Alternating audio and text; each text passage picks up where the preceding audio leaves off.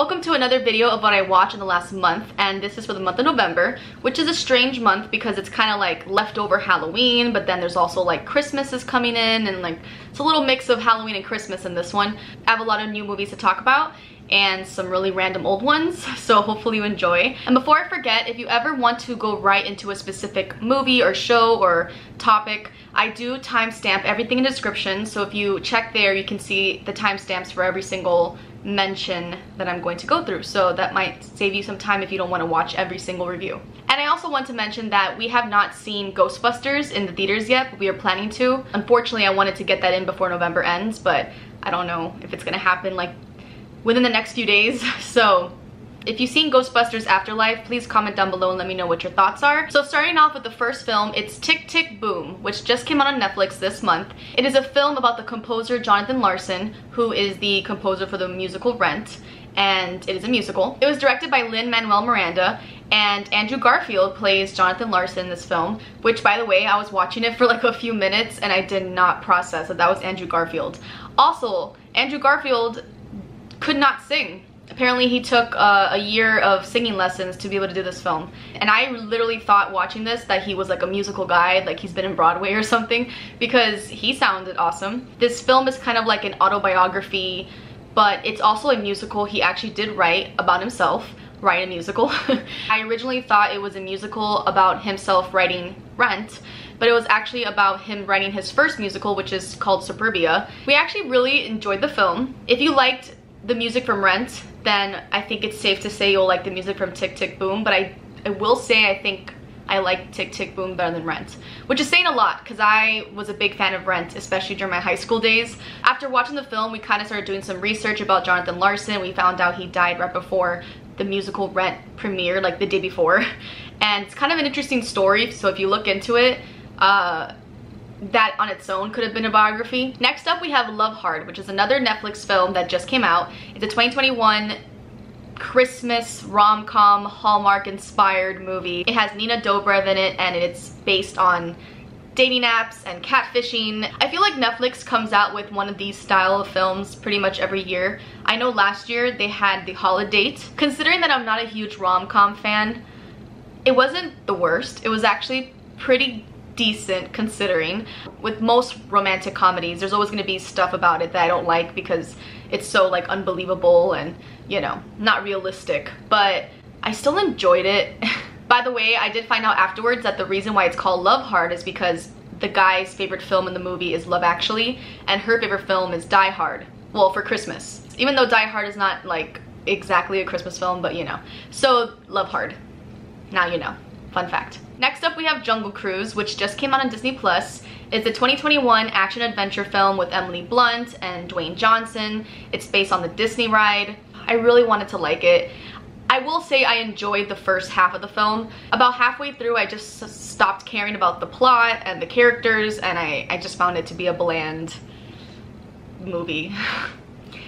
I liked the references to Jungle Cruise.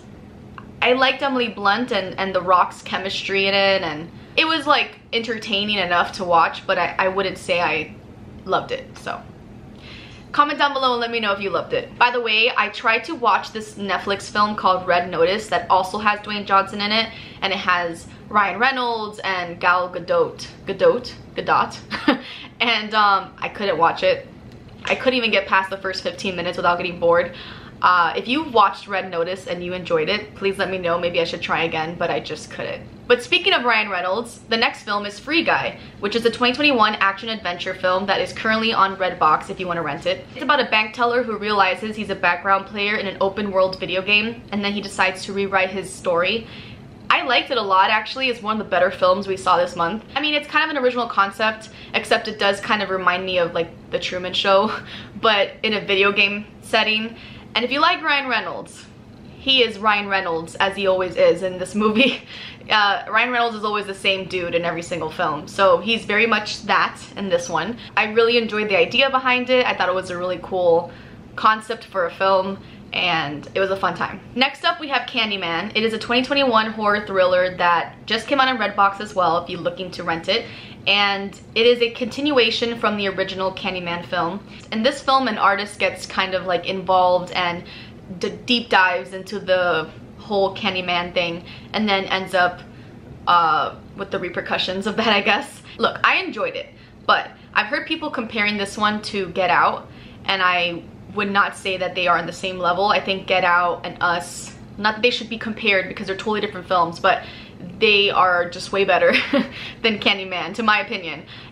I wasn't obsessed with Candyman. It was fine. It was entertaining, but it wasn't something that to me stood out or was so unique and original like Get Out. I never loved the original Candyman that much either, so I don't know. I think it was still worth a watch, and if you like horror films and slasher films, then you should still check it out. Next we have Paranormal Activity, Next of Kin. This is a 2021 horror, and of course if you know about Paranormal Activity, it's all based on like that found footage style, you know, concept. A young woman travels to an Amish community to learn more about her mother who abandoned her as a baby. She brings a documentary film crew with her, and basically it's not the best Paranormal Activity. It's not the worst. It's all right.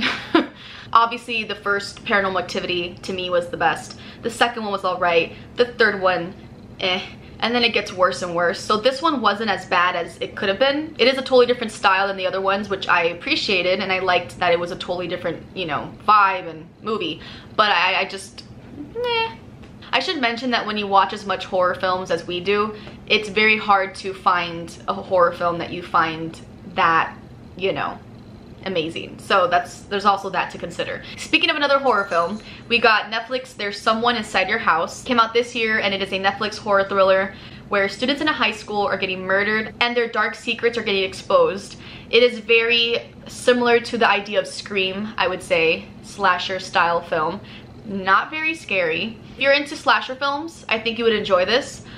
I thought it was alright. Entertaining enough, but it's not memorable or super unique or original. This next horror film, I will say, is one of the better ones in this list, and it's called The Manor. It is a 2021 horror that is currently on Amazon Prime, and it's about a woman who moves into a nursing home where she believes that something supernatural is preying on the residents there.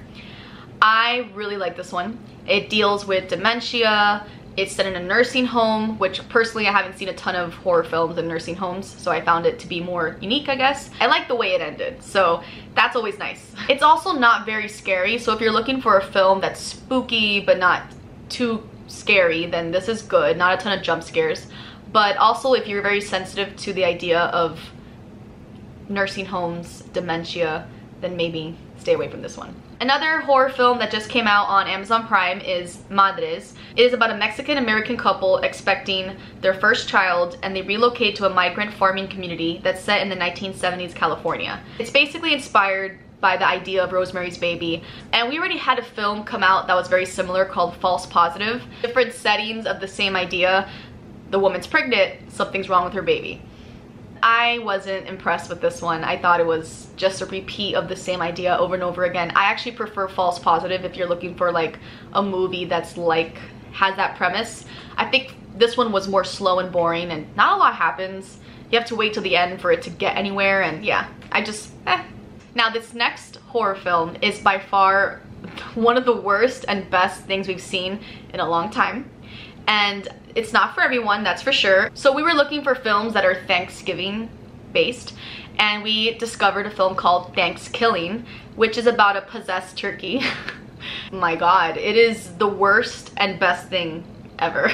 It came out in 2008, and it's a horror slasher that's free right now on PlutoTV, Tubi, and Vudu. It's one of those movies like The Room where it's so bad that you can laugh with your friends at it, and I think it's so comical because it's so cringy and horrible and bad quality. It's I believe the budget for this film was like $1,000, so it's really badly made. The jokes are horrendous. The concept of a possessed turkey who's killing everybody is hilarious. We enjoyed it, ironically. It's horribly offensive too, I will say, so if you can't handle that, I wouldn't watch it. I know they purposely made it to be bad, and they did a good job with that, but the crazy part is that somehow there's a sequel.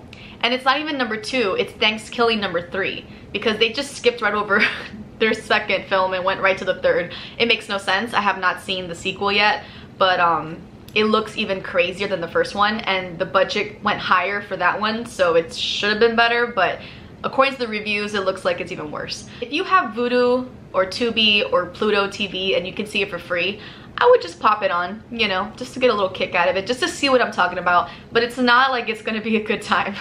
It's gonna be bad. Speaking of Thanksgiving inspired films, we decided to watch Planes, Trains, and Automobiles, which is a 1987 comedy with Steve Martin and John Candy.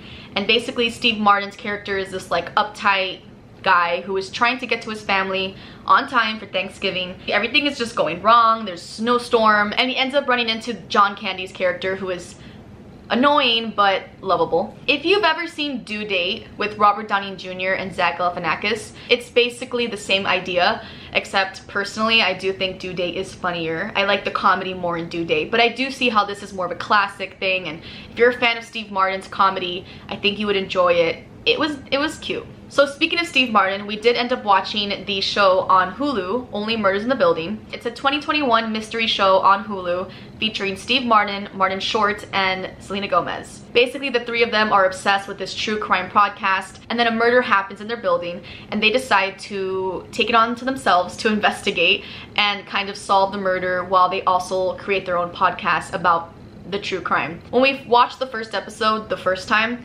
we couldn't get into it, and then we gave it a second shot, and then once we got through the whole first episode and kind of, you know, past the first few episodes, then it gets really good, and then we really got into it and really enjoyed it. Actually, I think it was worth a watch. I really love the dynamic between the three characters. If you have Hulu and you haven't checked it out, I really highly recommend it. It's funny, it's crime, it's mystery, a little drama. I think it was like a lovable show at the end. You can't help but fall in love with all of them. Another Hulu show to mention that we just finished watching is called 9 Perfect Strangers, and this is a 2021 drama. It has Nicole Kidman in it, Melissa McCarthy, and a ton of great actors. 9 people go to a health and wellness resort for a 10-day retreat where they are promised healing and transformation for a better living. Basically, everybody in this show has something they're battling, and then this retreat is trying to help them get better. But Nicole Kidman is kind of like this guru who's in charge of the retreat, and she has some very like questionable, controversial ways to help them. I liked it a lot. I know a lot of people compare this show to The White Lotus. I think they are comparable, but they're also totally different. To be honest, if I had to pick between The White Lotus and 9 Perfect Strangers, I think I liked 9 Perfect Strangers a little bit more. I think there was just more character development. I cried. The last 2 episodes were emotional. I felt like I was more in a journey than The White Lotus. But if you've seen both shows, please comment down below and let me know which one do you like more. Because I feel like most people probably would say The White Lotus. My boyfriend thinks The White Lotus is better. But I liked 9 Perfect Strangers a lot, and I was sad when it was over. Now I have one more Hulu recommendation that we saw, and it is an anthology series called Into the Dark. It's a Blumhouse production anthology series of films, and they're not short films or they're not episodes, they're actual movies. It's been going on for a few years, I think like 2 or 3 years, and every month they release a movie that is based on that month's holiday. So if it comes out on December, then it's a Christmas based movie. If it comes out in October, then it's Halloween, April Fools. So it's kind of a cool concept. There's a good amount of movies to see there. We've only seen 3 so far, but we did watch the Christmas one, which is called Puka. It came out in 2018, and it's about a struggling actor who decides to take a job where he has to wear a puka costume. Puka is like this Furby Pikachu character that kids love, and he basically, every time he puts on the costume to go to events and the mall and birthday parties, he starts to feel like the costume is taking over him, and it's a like Dr. Jekyll and Mr. Hyde kind of situation. I thought it was kind of fun. It definitely has the Christmas vibes, but it's like a Christmas horror movie, which of course when it comes to Christmas horror, we got Krampus and, you know, there's not a ton. So it was kind of nice to see something horror related to Christmas. We also decided to watch one called Pilgrim, which is based on Thanksgiving, and that one was meh. It's about a family who decides to hire pilgrim reenactors to come to their Thanksgiving meal, and I don't know, that one was like eh.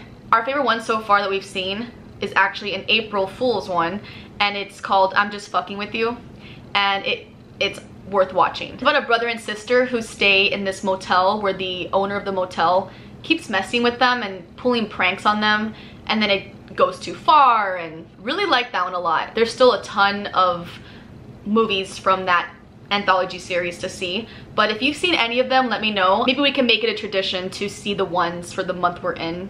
So I don't know, we'll see. Going away from horror, we're gonna travel over to Disney Plus and we watch Enchanted. Disney Plus Day was this month and they are coming out with a ton of new things. Like right now we're watching the Beatles Get Back documentary thing. There's gonna be a sequel called Disenchanted that's gonna come out next year. So we decided to go ahead and watch Enchanted because I hadn't seen it since it first came out and my boyfriend had never seen it, so I decided we need to watch this. It's a 2007 family musical with Amy Adams and it's based on the idea of Disney princesses, and she starts off in this like her cartoon fantasy world and then she gets thrown into the real world of New York. We enjoyed it probably more than we expected, but then I was thinking about it and there's a lot of similarities from this film to Elf. And Elf did come out before Enchanted, so I'm wondering if Enchanted was inspired by Elf. But if you think about it, Buddy comes from his North Pole world and then enters the New York world, and then he's thrown out there and he doesn't know what to do and he's like confused, and then a business person who's uptight and needs, you know, needs a little bit of warmth in their heart kind of helps them out. And it's the same premise in a way, just one's about an elf and Christmas and the other one's about a princess. If anybody has ever noticed that, let me know. So the last films I'm gonna mention are kind of just random that are worth mentioning. Starting with Rushmore, one of my favorite films we saw this month as well. It is a 1998 comedy indie film by Wes Anderson. And if you know anything about Wes Anderson, he just came out with a film that we were debating whether or not to watch on theaters called The French Dispatch. And if you know about his style of films, he did Moonrise Kingdom, which I love. He also did Fantastic Mr. Fox and The Life Aquatic. So I kind of just wanted to see more of him because I know he has a very specific quirky style to his films, but I do enjoy his style. And we had never seen Rushmore. It's one of his earlier films. It has Bill Murray, Owen Wilson, Jason Schwartzman, and also he does use a lot of the same actors in a lot of his films. Jason Schwartzman in this film is this like kid in high school who falls in love with a teacher that he's convinced he will, you know, have a relationship with, and that he'll convince her to fall in love with him. And it's a really cute film. Again, one of the best films I saw this month. I'm surprised I'd never seen it before. I think it's one of Wes Anderson's more like underrated films. So if you are into his style, I would suggest watching Rushmore because it was just a very cute, funny, heartwarming, you know, I liked it. Now we decided to watch one more Wes Anderson film and it's The Royal Tenenbaums. I don't know if I'm saying that right, Tenenbaums. It is a 2001 comedy drama with an entire cast of everyone from Luke Wilson, Owen Wilson, Bill Murray, Ben Stiller, Gwyneth Paltrow, and it's this like dysfunctional family. There's a lot of characters in this film. I liked it, but I didn't like it as much as Rushmore. Rushmore had like more of a simple plot, and then this one just had so many characters that I felt a little bit more disconnected to the whole story. I still enjoyed it. I'm curious to watch next The Grand Budapest Hotel. I heard that that one's one of its best ones. So if you've watched that one, let me know what you think, because I think that's the next one we're gonna see. And then my boyfriend had a request to watch The Blues Brothers because it had been a while since we've seen that one. It's definitely a rewatch. But it's a 1980 comedy musical, free on Peacock right now. It features all these musical icons: Aretha Franklin, James Brown, Ray Charles, and it's a classic, silly film, you know. I think of Universal Studios always when I think of the Blues Brothers, so I liked that about it. I will say my one complaint about this film is there's way too many car scenes. Like, the amount of car chasing scenes is unnecessary and makes the film too long. If it would have been just a little shorter and they would have cut out some of that, I would have probably enjoyed it more. But this next one, I will say, is, again, not for everyone, but I just have to mention it because I appreciate obscure stuff sometimes when it comes to films. So we have Murder Party, which is based on Halloween. It's a 2007 horror comedy that is currently free on Vudu and Tubi. This guy gets invited to a random invitation to a Halloween party, but it turns out it's a murder party and he is the guest of honor. It's kind of an amateur film and it is bizarre, but we actually really enjoyed it. I think the more strange films are sometimes, the more I appreciate them because they're memorable versus your standard, you know, cookie cutter style films. But I can say that for sure this is not a film that most people would agree on. But what's weird is that if you go on Rotten Tomatoes, this film has 100%, which makes no sense. So I'm not sure what's going on there. The next film is Twilight, which is very random. It's on Netflix, came out in 2008.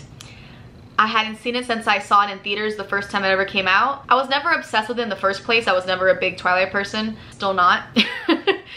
I'm watching it all over again, just reminding me how cringy and awkward that film is, and I'm just not just not into it. I decided to start watching the second film just to give it a little shot, and I couldn't do it. It's just... And then I decided to watch Harry Potter, and the problem with Harry Potter is that I always think it's a fun idea to start with the first film and then try to get all the way through. Not in one night, but like to commit to it and do it so that every night is a different film. So I start with the first one like I always do. I've seen the first one like 1,000 times, and the second one I've seen many, many times, and the third one and the fourth one, and I always end up with the fifth one. And then I have not seen the 6th, 7th, 8th, and 9th one since it came out in theaters.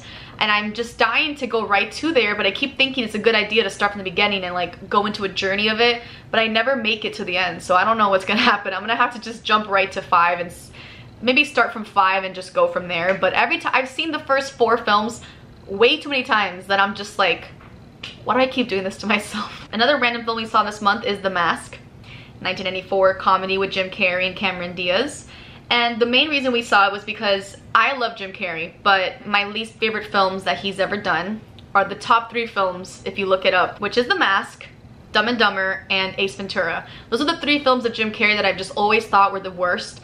I love him in literally everything else he's ever been in. Liar Liar, Cable Guy, Bruce Almighty, Yes Man, Eternal Sunshine of the Spotless Mind, Grinch. I always had this mentality since I was a kid that The Mask was like one of those movies that I just couldn't stand.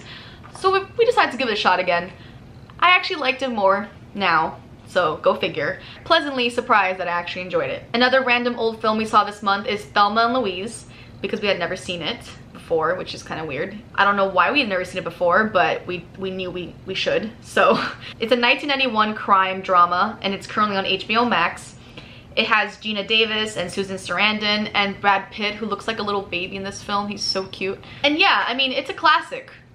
I don't know why we took so long to watch it, so there's not much to say. It's a must watch. Another classic, You've Got Mail, 1998 on HBO Max right now with Meg Ryan and Tom Hanks.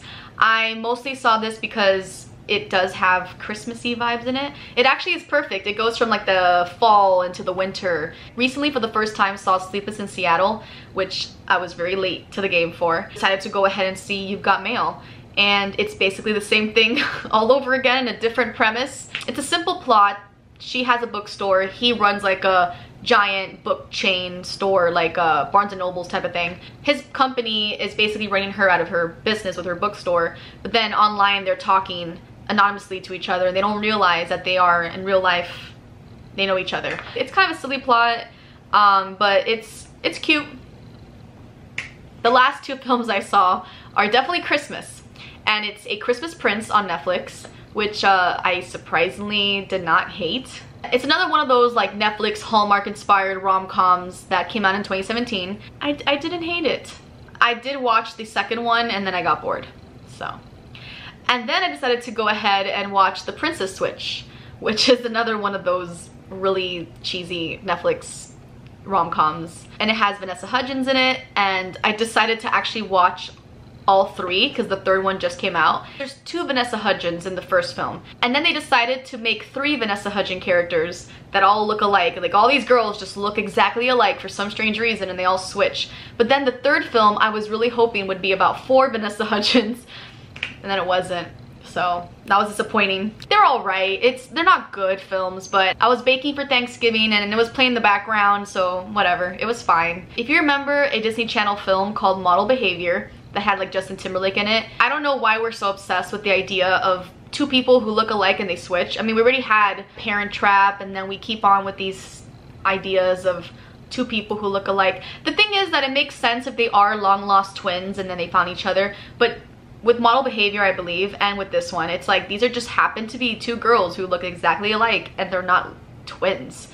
I don't get that. That was everything I watched in November. I'm excited for December because we're going to do 25 days of Christmas films, and we are going to kind of do the same thing we did for Halloween, where we're going to have like a random pick of movies.